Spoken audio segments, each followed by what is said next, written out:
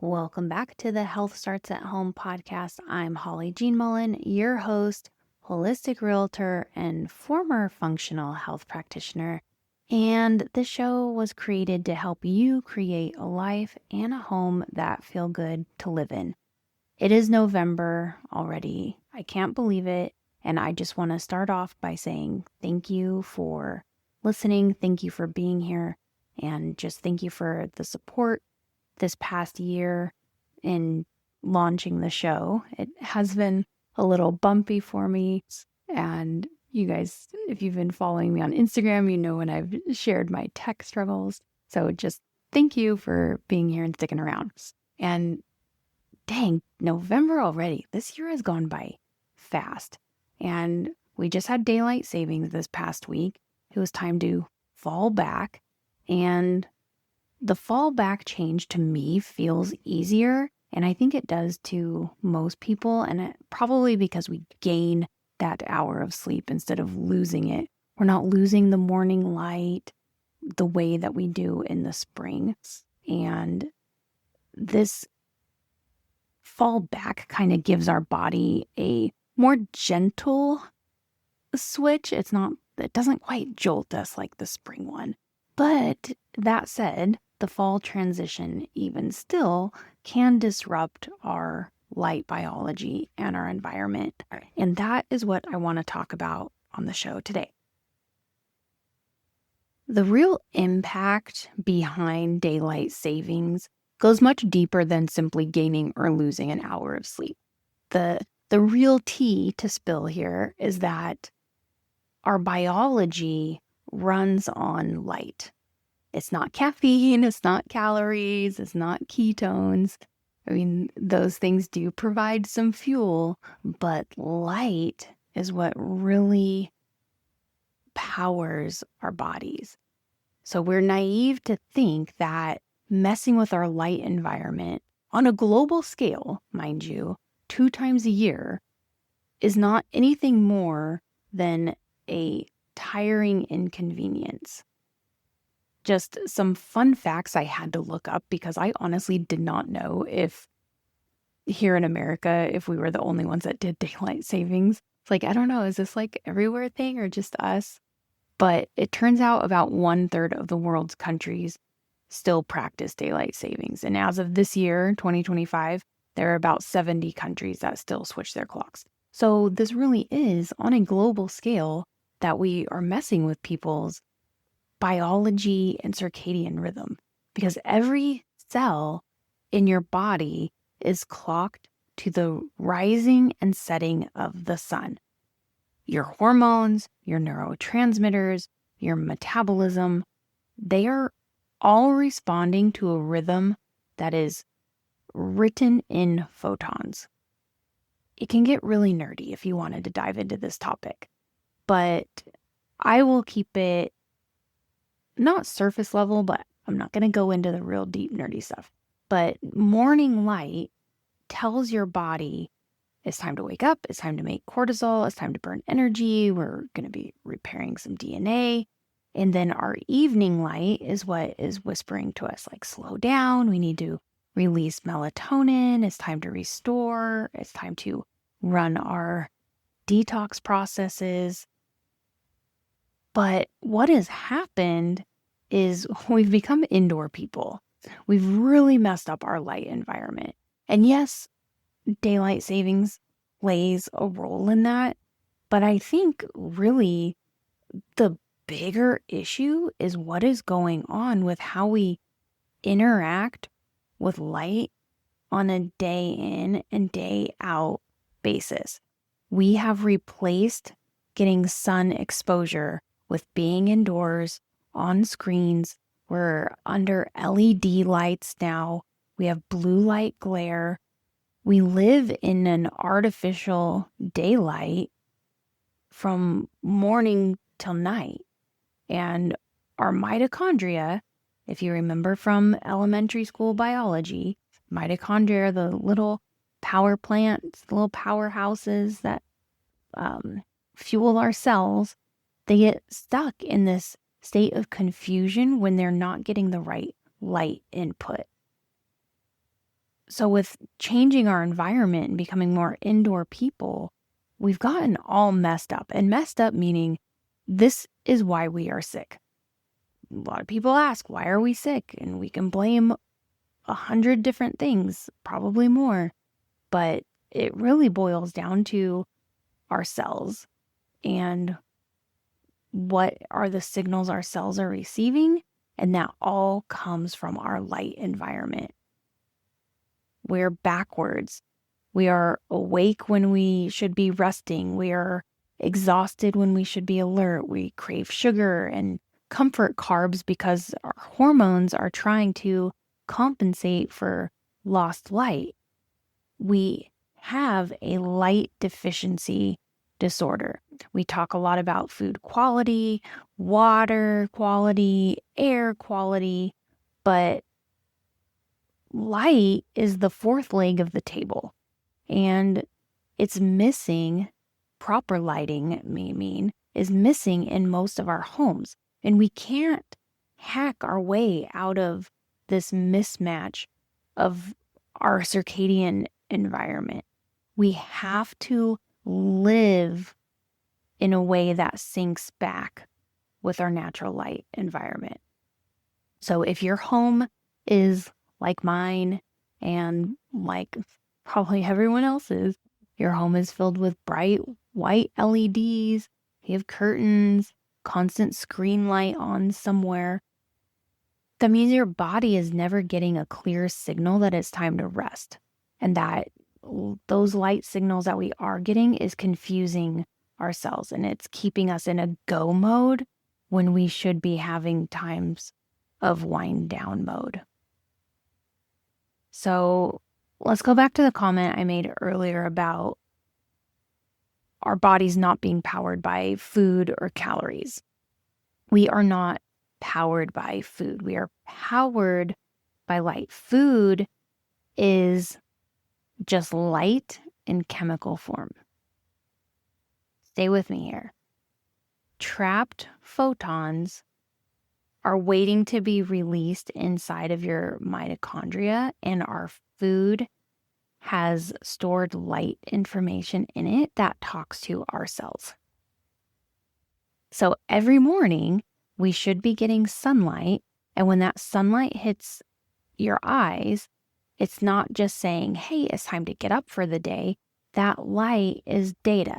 It's information and a biological signal that is being expressed, it's being written, it's being transferred to us in color and frequency.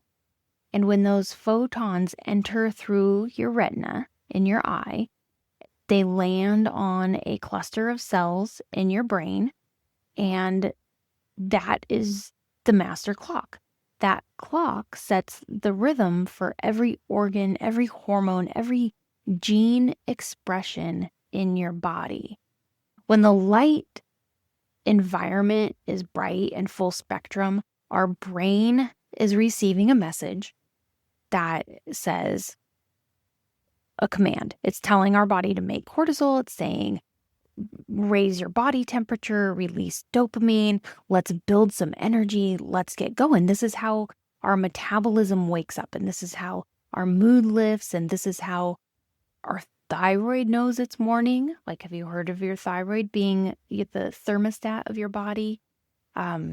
People who are cold all the time or have low body temperature, that's tied back to thyroid.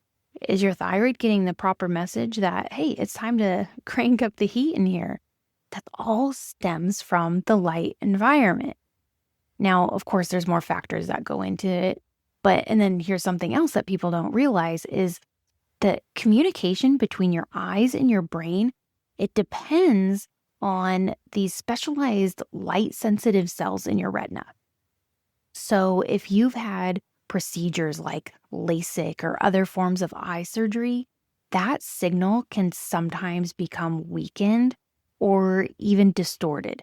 And it doesn't mean that you can't reset your circadian rhythm, but it does mean that your light environment matters even more. You need to be more intentional with sunlight exposure, especially in the morning, to reinforce those cues that come in through the eye and signal the brain, because those light signals are what keep your internal clock calibrated. Most of us just don't see the sunrise anymore. That's just a fact. When was the last time you saw the sunrise? Most people roll over, they grab their phone, they're bathing those little retinas in blue enriched LED lights before we've even gotten out of bed, before our feet even hit the floor.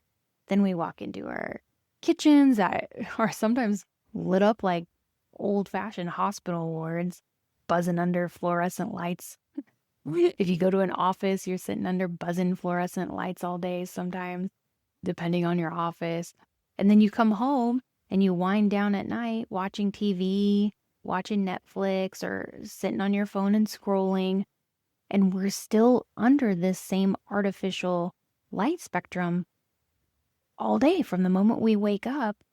And that light exposure that we're getting, it is just constantly screaming at our brain that it's daytime, daytime, daytime, daytime, daytime. So our brain's going, awake, awake, awake, awake. Your biology doesn't know that you're relaxing, watching TV or scrolling. It thinks you're like in a 24-hour Target store, just all lit up.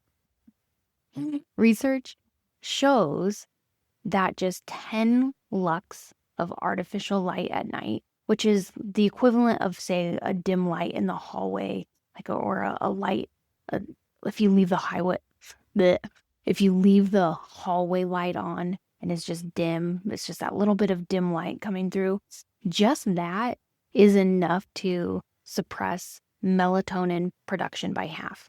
Half, that's a lot.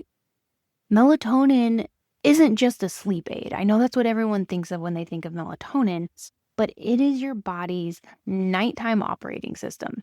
It is what signals cellular repair, detoxification, immune balancing, autophagy, that cleanup of the cells that needs to happen. It's the cleanup process that keeps us healthy on the cellular level. Melatonin is the signal that triggers that cycle. It is your cellular repair hormone, and it's a big deal. It's been pigeonholed into being known as the sleep hormone, but that's like saying Jesus is remembered for that one time he turned water into wine and forgetting that he also rose the dead, walked on water, and washed away all our sins, those things. Yeah, he did something amazing and miraculous, but he also did all these other things. That's melatonin. And I'm not saying melatonin is Jesus. It's just a disproportionate analogy. Whatever. I'm recording this at 5 a.m., so just go with my brain right now. Oh, and I have my blue light blockers on. Yes, I'm recording at 5 a.m. It is still dark outside. I have my blue light blockers on because it's not sunrise yet. I'm protecting my eyeballs. Anyways, melatonin is the signal for detox. Our immune system, that regulation process that our immune system does, and our cellular cleanup system. A lot of people try to shortcut this whole thing with melatonin supplements, but those do not replicate that natural conversion process that happens when your body responds to darkness. The supplement form might help you feel drowsy, it might help you fall asleep, but it does not trigger the same cascade of hormonal, mitochondrial, and repair signals that come from true circadian alignment. So, in other words, like I always say, you can't supplement your way out of this. You can't supplement your way out of a light problem with melatonin. When that natural rhythm gets disrupted, dominoes really start to fall. There is a cascade effect. You can't sleep deeply. You wake up groggy. You crave more sugar because cortisol is spiking at the wrong time. You can have mood dips. Sex hormones become off. They drift in different directions. So when someone says, my hormones are messed up, it's not your hormones, it's your light environment. I already mentioned thyroid. Your thyroid can slow down. And suddenly you find yourself chasing all these fixes for a problem that started with the wrong wavelengths of light. The wrong light environment is the first domino that tips us into all these symptoms. And I'm not saying that other things that you're doing might be helping the symptoms that you're feeling, like with getting your hormones back on track, with getting your thyroid adjusted up to speed a little bit. But those are one factor. The big needle mover here is getting in sync with your light environment. Because here's my hot take. We're not tired because we're doing too much and we're in this hustle culture and we just work too hard. We don't know how to rest. We're tired because we are out of sync with creation. We are out of sync with the very fibers that are knit into our being. Our circadian rhythm is not one of those things that's just a nice to have. It really, truly is our operating system. And until you can fix your relationship with light, until you can step outside in the morning, even if it's inconvenient, if your health matters, you can be inconvenienced a little. Let me just go on a little rant here. We do so many weird things that are far more inconvenient and expensive. Like, we do weird ass shit for our health. And pardon my French. Like I said, I just woke up. But we do weird stuff in the name of health. But if you suggest to someone to wake up early and watch the sunrise, somehow that is the bizarre suggestion. I'm telling you, just try it. Just try it. Until you can get in sync with that morning light, every other wellness habit is just running on outdated software. It's going to help. It's going to do something, but you still are lacking that reboot and that update to your system that everything runs on. All right, I'm going to transition a little bit here. When I talk about circadian disruption and energy dysregulation, I talk about this because too many of us are exhausted and lacking energy. And I'm not just talking about being tired. I'm talking about your body's entire system is just off. The biggest complaint I heard when I was working with clients for health is they didn't have energy. People are tired. We don't have the energy we need to get through the day. People want tips and tricks and hacks for how to have sustainable energy. It's a big problem. And this ties directly into something I've seen over and over again, and not just in my health coaching, but in real estate and in life, is that people want to feel better, but we've been conditioned to think that feeling better comes with a fix, meaning it's something quick and easy. We want a pill, we want a protocol, we want a practitioner who's going to give us all the answers or tell us what we need to be doing. And we're conditioned to expect immediate gratification because that's just the world that we live in. Everything's at our fingertips, and so we've become accustomed to just expecting everything to be quick and at our fingertips. But recovering your health, it can take some time, especially when we've been knowingly or unknowingly damaging our health with our lifestyles. And getting our health back or getting it back on track, overcoming chronic symptoms and conditions, that can take time. Here's an example of being able to hold two truths at one time. I fully believe in fast healing, immediate, miraculous, full healing. I've seen it. I believe it. I also believe healing is a process or a journey, even though I hate that expression. My journey. It's just a good word for it. But it could also be a marathon and not a sprint, and just stacking little changes over time. The timelines vary. The picture looks different, and healing is never one-dimensional. But what I have learned from years of working in health, the challenge of helping people has grown exponentially. Everyone wants to feel better, but many are still looking for someone or something to fix them.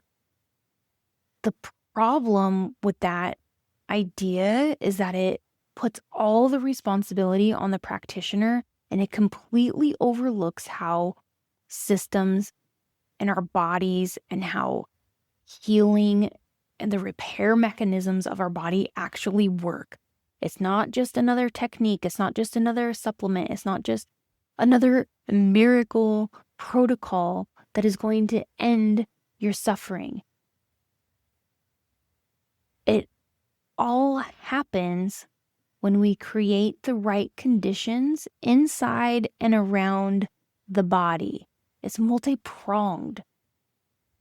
It starts with two key things. And that's really what I want to tie in and talk about. The whole purpose of today's episode is the light environment, inflammation, our nervous system, and how they all are such a huge factor in getting well. So let's start with inflammation. I guess I already started with light, but now moving on. We're going on to inflammation now. A little inflammation 101 for the noobs and a refresher for the others is inflammation is the body's alarm system. It's a signal that something is off balance. And so when inflammation is high, the body goes into protection mode. It's harder to repair tissues, balance hormones, release tension. And because the organs don't send pain signals the way muscles do, their distress often shows up in places that don't seem connected. For example, the liver doesn't have a direct nerve link to the brain. It shares communication pathways with our musculoskeletal system, though. Easy for me to say right now. But when your liver's congested, you might feel it as right shoulder pain or neck tension or even hip pain. Those are referral patterns, and they are not random. They are part of the body's built-in communication system because our body's always communicating with us. It has a different language that we need to learn, but it is always in communication with us. When I do a functional evaluation, I have my practitioner hat on now. When I do a functional evaluation, I test reflex points, Chapman reflex points, Riddler points. These are points on the body that are subtle, like neurolymphatic reflexes that have the ability to reveal how specific organs are functioning. And these points often correspond with areas of tenderness, muscle tightness, even emotional sensitivity. And what's so fascinating is how these same points line up with acupuncture meridians, especially the liver, gallbladder, stomach channels. Oh my gosh. Sorry, I'm starting to like little geek out in my own head here. This stuff is so cool. These points actually are also key placements for the LifeWave phototherapy patches. So when I'm using those, I'm stimulating these points. Because when you stimulate those areas, whether through gentle pressure, through light, being out in the natural sun, or you can stimulate with frequency, you are supporting that energy flow and communication between organ systems. And it's a different way of listening to the body, aiding the body in its processes. It's really cool. Anyways, shoulder pain might not mean, oh, I just slept funny. It could be your liver saying, hello, can I have a help down here? Yeah, maybe your liver is British. I'm not sure. But maybe your liver needs some help with detoxification or some drainage. And once you can address that underlying congestion, that tension can also resolve on its own. No need to go get endless muscle work or massages for that. But let's say you do go and get a massage and it feels better for a few days and then it's back. And that's not, oh, the massage didn't help. That's your body communicating with you, potentially asking for some deeper support. Like, yeah, it could be maybe you work a manually laborious job, or you work out a lot and that's what the muscle tension is from. But it also could be that there's something going on in your organs and their pain is being referred to your musculoskeletal system, and something deeper needs to be addressed, and that's going on. I'm going to get my brilliant friend and body worker, fellow NTP, Dana Marsh, back on the show. She's been a guest before, but I really want to talk about this with her because it's big and it's relevant, and I think it's an important topic. So anyways, putting a pin in that and moving on. But the second thing, or I guess third thing now I want to talk about is the autonomic nervous system and that part of the body that runs everything automatically. Your breathing, your heartbeat, digestion, your immune response, your ability to relax. These are things we don't have to think about doing. Our body just does it. It's designed to self-regulate until it's interrupted. And what interrupts it? Trauma, chronic stress. I use those words broadly because trauma isn't the only big thing that happens. It's also the constant just tension of modern life. High stress, unresolved emotional loads, those things create the same physiological pattern as trauma. The body stays in this guarded state and the nervous system stays hyper alert. And when you're in that mode, change doesn't stick. Our body just kind of goes right back into that stuck mode, no matter how good the protocol is that you're following, no matter how great the practitioner is that you're working with, or how good that massage was, your body just goes right back. So if you've ever felt stuck, I'm sure a lot of you have, or if you've ever just wondered why your progress feels so slow, or it's temporary, your results aren't lasting, it's often because the nervous system isn't ready. The body has to feel a level of safety before it can heal. And this was a huge component for me in my meandering journey up through health. And I remember having to make the intentional choices and decisions to prioritize my nervous system and seek calm. I've shared about this in earlier episodes. If you want to go back, I'll link them in the show notes. But this is why I talk about healing as a multi-pronged approach. I feel like we can't talk about it enough because we need to beat it into our brains. Marketing and advertising bombards us with the messaging that the one thing that is being sold at that moment is the solution to the problem that you have, and it's the thing that you need. But we need to be constantly reminded that it isn't just one thing. It's never going to be just one thing. Even if one thing makes a big impact and really moves the needle for you, for me, that was fasting at one point. At another point, it was cold plunging. At another point, it was light syncing with the sunrise and the sunset, as I was talking about earlier. Another point is with diet and exercise. At another time, it was a practitioner I was working with incredible insight and guidance. But the point is, it is always a culmination, the right one thing at the right time, built upon a sequence and collection of other things, not one thing in isolation.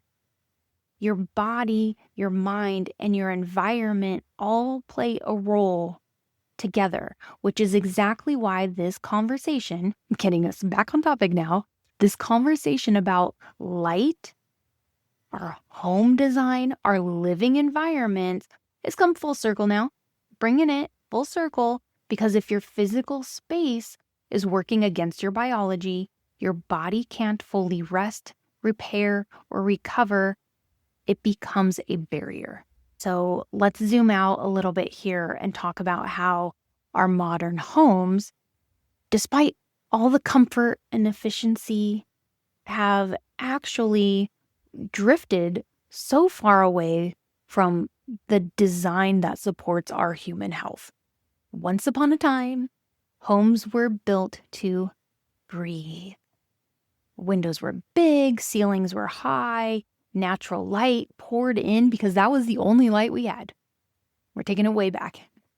We rose with the sun. We went to bed with the sun. It was simple.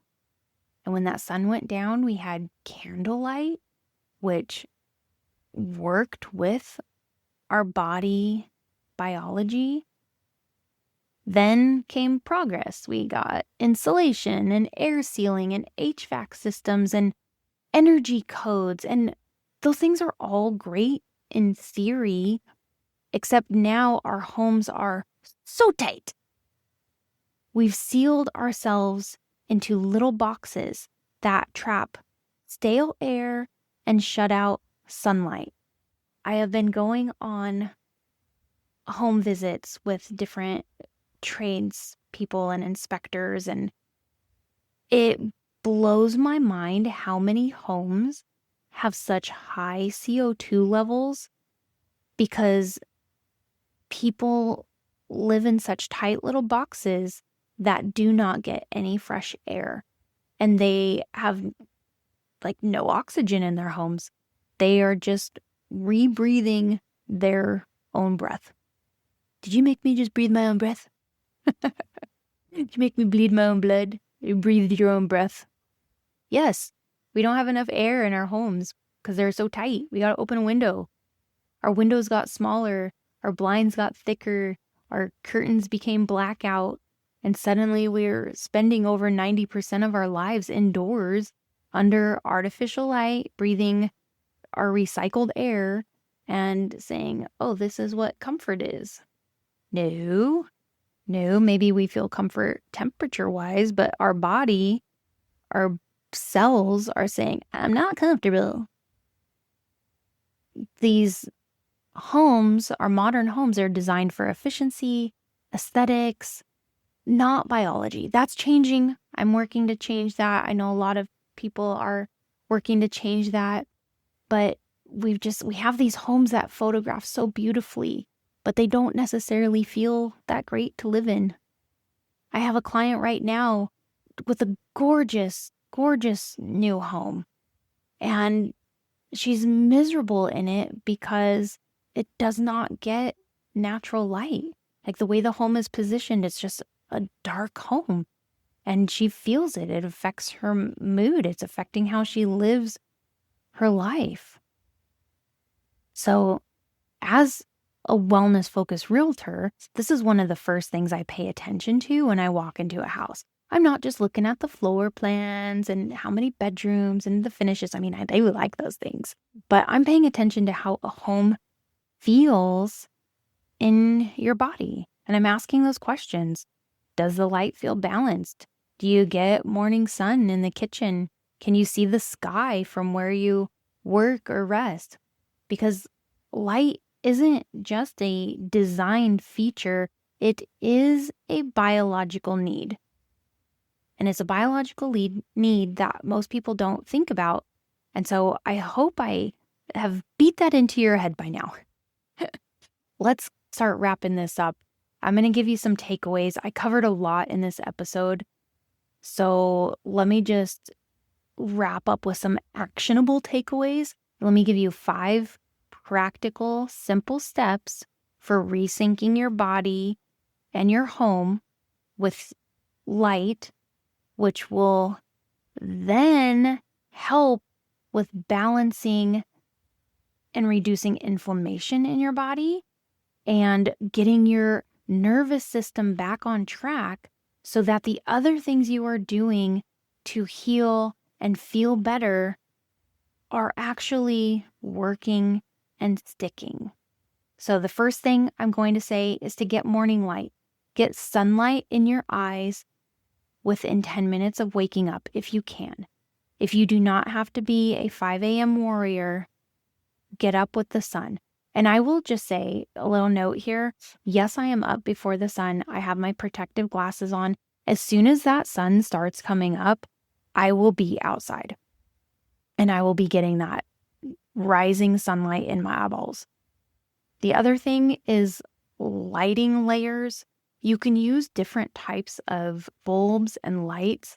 There are even circadian lights and bulbs out there now. I will link those in the show notes if you want to start swapping some of your bulbs in your house. And it does not have to be every single one of them. My strategy is when you wake up in the morning, and when you're up at night, if there is a certain room that you're in that you need a light on after dark, that is the light I would swap so that you are still getting the light you need in your home while also still supporting your circadian biology. The other thing is getting daylight exposure. Opening your blinds is great and letting natural light come in, but taking just quick little walks outside without your sunglasses on, that will do wonders for your health with little light breaks outside. Nighttime protection, it's so important to dim your lights and keep your light environment inside syncing with the way the sun sets and the sun goes down. If it is dark outside at night, your home should not be fully lit up like an airport runway. So start turning off lights, start dimming some lights. And like I said, check out the circadian bulbs that I'll link up. And the last thing is just upgrading those light bulbs. I guess I got ahead of myself. You can use smart lighting if your budget allows. So that would be like a bonus if you can. Because they are kind of expensive in terms for what a light bulb costs compared to a regular light bulb. They are on the pricier side. And that's why I suggest doing just a couple rooms or a couple key lights that you could use in the morning or at night. If you get up early for work and you're in your bathroom getting ready, swap your bathroom light for one of these circadian bulbs. Or if you're up late in the kitchen cleaning up after dinner and the kitchen light can kind of power the living room if you have an open concept, just 1 or 2 lights in the kitchen living room that you can have on at nighttime. Anyways, like I said, I know I covered a lot of ground in this episode. We went over light, hormones, home design, inflammation, nervous system regulation, all of it. But really it all comes down to one thing, is that your body and your home, our environments, are not separate from our health. The same systems that keep our house comfortable, the airflow, the light, the temperature, are the same rhythms that our bodies need to function and heal. And so when one is off, the other feels it. You can't separate health from home. You can't separate biology from building design. And you can't separate your energy from the environment that feeds it. If you're feeling wired, tired, out of sync, don't overcomplicate it. It's very easy to overcomplicate things with health these days because everyone's selling something to make you feel better. It does not have to be complicated. If you take anything from this episode, let it be this. You do not have to fix everything. Just start by being a little more aware, bringing a little more awareness to how you live inside your space. And start with light. Start with how you breathe. Take time to breathe outside in fresh light. And you're already doing the first step now. You're starting with awareness, this episode right now. And as you move through your day, just carry that with you and let sunlight touch your skin. And it doesn't have to be for long, but notice how your home feels in your body and start reframing the way you think about how you live and how you spend your day, how that affects how you might be feeling. Because just remember that we were never meant to live disconnected. So these aren't little things. They're simple things, but they are not little. They are foundational. And when you can sync your body with your living environment and with the way we were created, everything else just starts to fall into place. So that is it for today's episode. I'll wrap it up here. Thank you for joining me on Health Starts at Home. Again, I'm Holly Jean Mullen, holistic realtor here in Tulsa, Oklahoma, and I am a non-practicing functional health practitioner. It never really leaves me, but I am not seeing clients. I'm always learning, always talking about health. This show is for education and inspiration only. It is not a substitute for professional advice. Your body and your home are unique, so always consult your trusted healthcare provider or real estate professional before making any changes. Thanks. See you next time.